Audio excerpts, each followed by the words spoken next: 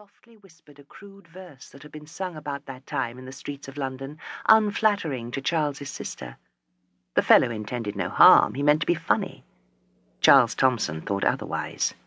He stood up and hit the man on the mouth, and the table fell over, and Charles hit somebody else, and all was clatter and confusion, noise and blasphemy, until he found himself out in the street with the blood pouring down his cheek and the derisive laughter of his late companions ringing in his ears.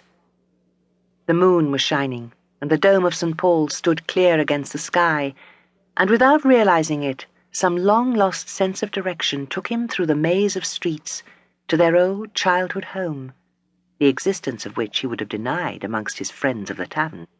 Or, as his sister so often did, he would have invented for it a new locality, Oxfordshire perhaps, or even Scotland. But there it stood, dark and cramped amongst its fellows, at the head of Bowling Inn Alley, not even a slant from the moon to light the windows where they had knelt together as children and planned the future. Or rather, she had planned it, and he had listened. People were living there still.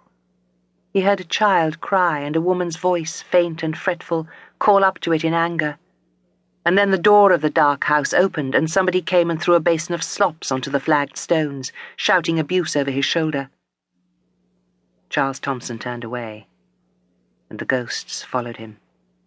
They followed him through the streets to the river, where the tide ran fast and high in the pool of London, and he realized he had no money and no future, and she was not with him any more, and the blood she would have wiped away from his face was running into his mouth.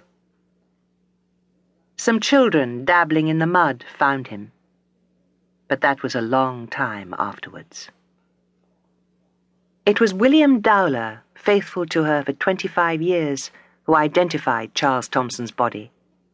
A sick man at the time, he came up from Brighton to London to do so, a letter from her solicitors telling him of the discovery in the London River. Certain details tallied with descriptions of the missing brother, and Dowler, in his capacity of trustee, braced himself to the task. He had never cared for Thomson, and when he stared down at all that remained of him in the mortuary, he thought how different life might have turned out for her if only the brother had drowned himself after he was cashiered 17 years before. Different for Dowler, too. She would have turned to him, broken-hearted, and he could have taken her away to forget all about it, instead of which bitterness and anger drove her to revenge. Well, there he lay, the cause of so much trouble, her precious brother, as she used to call him, her darling boy. Back again in Brighton, Dowler wondered if his dislike of Thomson had been jealousy all the time.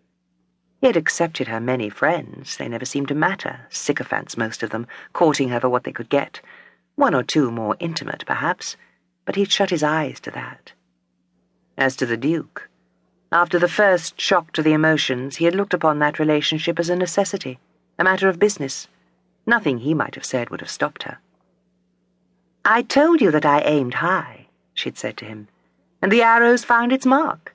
I shall still need you in the background." And in the background he had remained. He waited on her when she summoned him. He gave her advice, which she never took. He paid her bills when the Duke forgot to do so. He even took her diamonds out of pawn. The final degradation of escorting her children back to school had been thrust upon him, while she followed his Royal Highness down to Weybridge. Why had he done it? What had he got out of it all? Staring at the sea that broke so serenely on the Brighton shore, William Dowler thought of the weeks they had shared there together before the Duke appeared upon the scene. Of course she had been in search of quarry even then, Cripplegate Barrymore and the four-in-hand gallants, but he had been too much in love to notice or to care. Hampstead had been the happiest. She'd needed him then, running to him on impulse from her sick child's bedroom. Later, when the Duke left her, she had needed him even more. Hampstead revisited. He had believed at that time she had no thoughts for anyone but him. But with her restless mind, he could not be sure.